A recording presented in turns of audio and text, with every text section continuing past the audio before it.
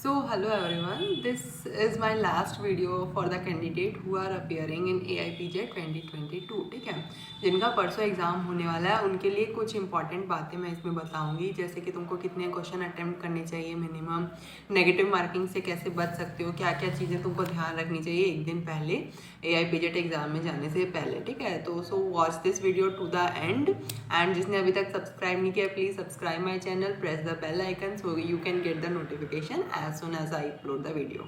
सबसे पहले बात करते हैं कि कल NTA ने वो नोटिस रिलीज़ कर दिया एडमिट कार्ड को डाउनलोड करने का। तो अब तुम अपना एडमिट कार्ड डाउनलोड कर सकते हो और देख सकते हो कहाँ पे है तुम्हारा सेंटर। और तुमको ये ध्यान रखना है जिसकी जो मुझे लगता है कि जिसकी जर्नी अगर 3 या 4 घंटे से ज़्यादा की है, जिसकी जर्नी 4 घंटे से ज़्यादा की है, कोशिश करो कि वो एक दिन पहले ही वहाँ पे पहुँच जाओ जिस सिटी में तुम्हारा एग्ज़ाम होने वाला है। क्योंकि क्या होता है कि जैसे अपने 4 घंटे या उससे ज़्यादा की जर्नी करते हैं तो ब्रेन में एक अलग थकान अपने को महसूस होती है, कईयों को हेडेक जैसा सेंसेशन आता है, कईयों को नोजिया होने लगता है। ठीक है, सो उन चीज़ों को अवॉइड करने के लिए, क्योंकि ये वो 3 घंटे तुम्हारे लिए सबसे ज़्यादा ज़रूरी है कि उसमें तुमको क्या करना है, कैसे क्वेश्चन सॉल्व करने हैं, तो उसके लिए पहले तुम फिजिकली और मेंटली फिट होने चाहिए। ठीक है, तो कोशिश करो जिसकी भी 4 घंटे से ज़्यादा की जर्नी है वो क्या करें, एक दिन पहले ही अपने सेंटर पे पहुंच जाएं, अपने उस सिटी में पहुंच जाएं जहाँ से उनको इजीली जा सकें वो, ताकि सुबह उठोगे तो उसमें रिलैक्स भी रहोगे। ये भी नहीं रहेगी कि भागम दौड़ ही रहेगी, तुमको जाना है, तुमको बस लेनी है, ट्रेन लेनी है, लेट ना हो जाओ, कुछ ना हो जाए, वैसा कुछ नहीं रहेगा। ताकि तुम अपना आराम से सुबह उठो और नॉर्मल जो है रूटीन तुम्हारा, नहाओ, नाश्ता करो।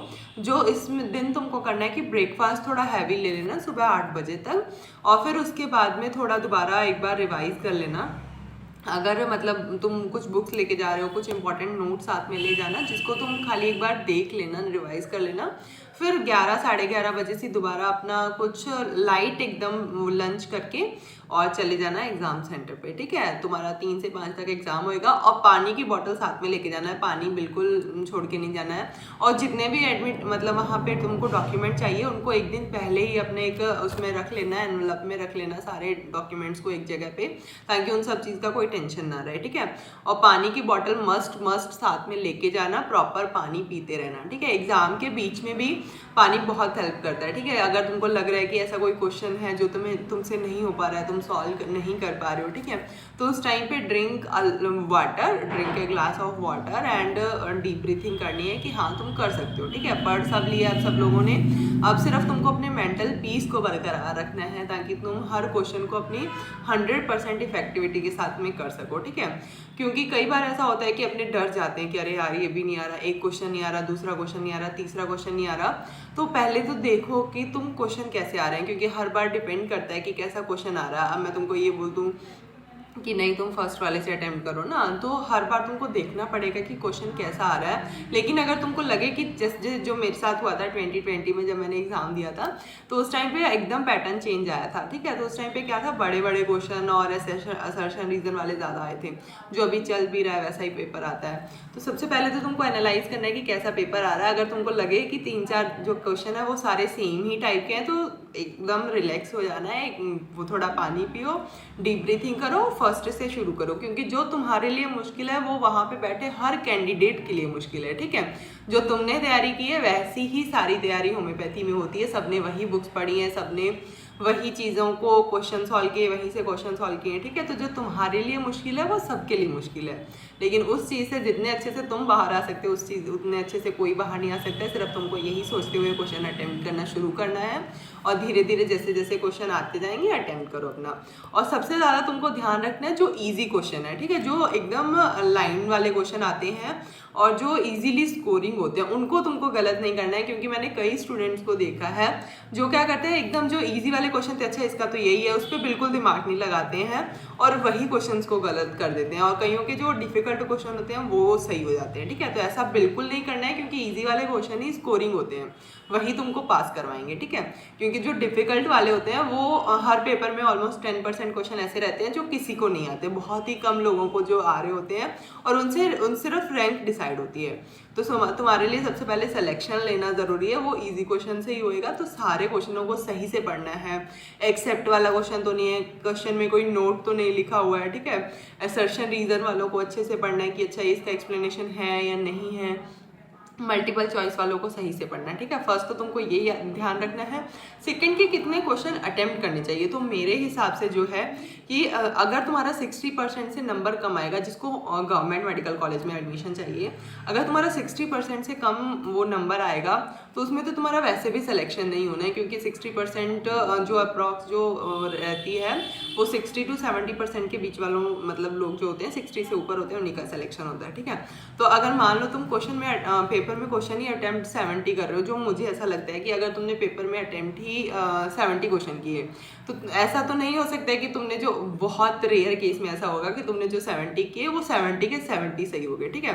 तुम पूरी कोशिश करते हो लेकिन उसमें से 5-6 गलत तो हो ही जाते हैं, तो वो तुम्हारे कितने बचेंगे, अप्रॉक्स 64-63 बचेंगे, ठीक है। तो उसमें सिलेक्शन नहीं होना है।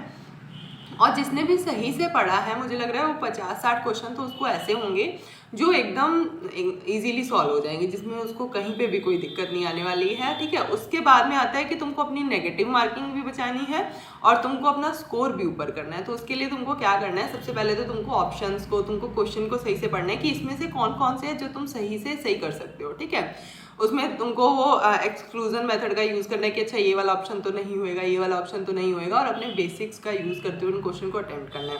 तो मेरे हिसाब से जो क्वेश्चन एवरेज अटेम्प्ट रखना चाहिए वो अप्रॉक्स 90 तक रखना चाहिए। बाकी इट डिपेंड्स ऑन पेपर की पेपर कैसा आ रहा है, इट डिपेंड्स ऑन कि आपको कितना वो आपका सही लग रहा है, आपके बेसिक कितने क्लियर हैं, आप नेगेटिव मार्किंग से खुद को कितना बचा रहे हो।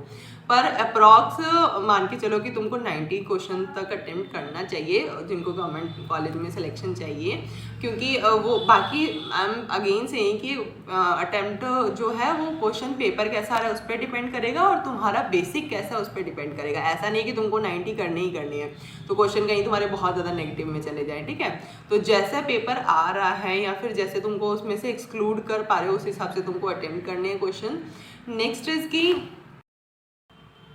और जिन सब्जेक्ट से ज़्यादा क्वेश्चन आते हैं, वैसे तो कोशिश करो कि हर जो भी तुमने चीज़ पढ़ी है उसको कल के दिन में सारा रिवाइज करो एक बार, कि सुबह उठ के एक बार सिर्फ देखना है तुमको कि तुमने क्या क्या लिखा है, कहाँ कहाँ पे लिखा है। कोशिश तो यही करनी है कि सारे को एक बार देख जाओ, ठीक है।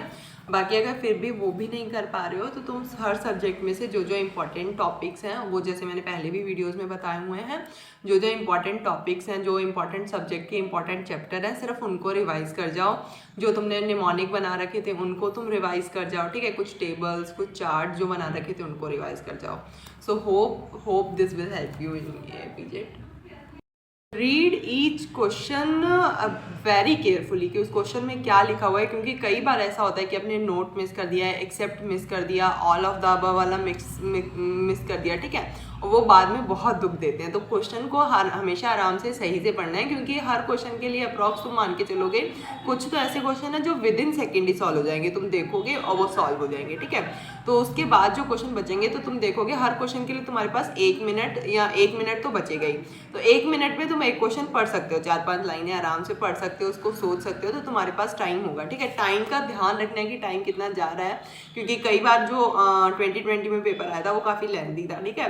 तो उसको क्वेश्चंस को पढ़ने में समझने में ही टाइम लग गया था। और जो एक आजकल मैचिंग वाले क्वेश्चन आ रहे हैं, तो तुमको ध्यान रखना है कि तुमने मैच तो सही कर लिया, कहीं ऐसा तो नहीं है कि जो ऑप्शन चूज कर रहे हो उसमें गलती कर रहे हो। तो उस टाइम पे तुमको एक पेपर दिया जाता है, वहाँ पे एक पेपर तुमको दिया जाता है, पेन होएगा, तो जो जैसे जैसे तुम मैच कर रहे हो कि जैसे फर्स्ट का डी है, सेकंड का बी है, तो उसको तुमने पेपर पे तुरंत लिख लेना है कि फर्स्ट का डी, सेकंड का बी, ठीक है। और फिर उसको मैच करना है ऊपर जो ऑप्शन में मैच वाले फॉलोइंग में ऑप्शन में प्रेजेंट है, क्योंकि अपने एक बार तो देख लेते हैं फर्स्ट का डी, सेकंड का ये, लेकिन फिर बाद में जब टिक करने लगते हैं तब कंफ्यूज हो जाते हैं, ठीक है। तो उससे बचने का तरीका यही है कि जैसे जैसे मैच करो वैसे वैसे साथ में पेपर पे लिखते जाओ, ताकि उसमें कोई कंफ्यूजन ना रहे, ठीक है, और तुम्हारा टाइम भी वेस्ट ना हो।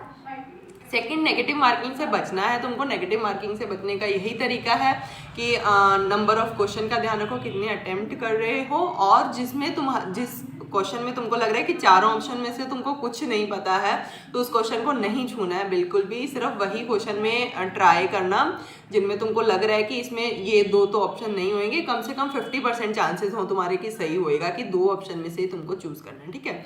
जिस क्वेश्चन के बारे में, जिस टॉपिक के बारे में तुमने नहीं सुन रखा, उन क्वेश्चन को अटेम्प्ट करने का कोई ज़रूरत नहीं है। क्योंकि हर पेपर में 10% क्वेश्चन ऐसे रहते हैं जो कि बहुत रेयर होते हैं और बहुत रेयर लोगों को ही वो पता होते हैं, तो इतना तुमको उसमें जाने की ज़रूरत नहीं है, सिर्फ अपने को गवर्नमेंट कॉलेज में सिलेक्शन चाहिए, ठीक है। नेक्स्ट इंपॉर्टेंट कि सारे डॉक्यूमेंट्स को अपने एक जगह रख लेना, एक दिन पहले पानी पीते रहना है उस दिन भी, ठीक है। और सुबह रात में प्रॉपर नींद लेनी है, सुबह अपना टाइम से उठें, नहाएं, कुछ पूजा जो भी जिसको भी भगवान को मानते हैं उसके आगे हाथ जोड़ें, अपना मेंटल पीस लेके अपना कामनेस में जाना है तुमको। जब भी तुमको ऐसा लगे कि एंजाइटी लग रही है, घबराहट लग रही है, तो डीप ब्रीथिंग करनी है, डीप ब्रीथिंग और वाटर, ठीक है। यही तुमको सिर्फ 2 चीज़ें उस दिन जाते टाइम ध्यान रखनी है और कुछ ध्यान नहीं रखना है। नेक्स्ट इज कि ब्रेकफास्ट हैवी करना, लंच लाइट करना, ठीक है। और वो भी लंच भी जो एग्ज़ाम, जैसे तुम्हारा 3 बजे से ना 3 से 5 एग्ज़ाम है, तो अप्रॉक्स 10:30-11 बजे तक तुमको जो भी अपना लंच में करना है वो कर लेना, ताकि 2-3 घंटे में जो खाना है कुछ डाइजेस्ट हो जाए और तुमको स्लीपीनेस ड्राउजीनेस फील ना हो। जिसको चाय या कॉफ़ी जो पसंद है उसके हिसाब से वो आप एक जाने से पहले एक वो ले सकते हैं, ड्रिंक ले सकते हैं, ठीक है। सो एनर्जेटिक रहना है, तुमको सब आता है, यही सोच के जाना है कि तुमको सब आता है, तुमने सब पढ़ा है, मेहनत की है और वो अपने आप रंग दिखाएगी, ठीक है। वो है तुम्हारे पास में 3 घंटे, अब तुमको उसमें अपने उस टाइम को पूरा यूटिलाइज करना है। So all the very best to all the aspirants who are appearing in AIPJET 2022।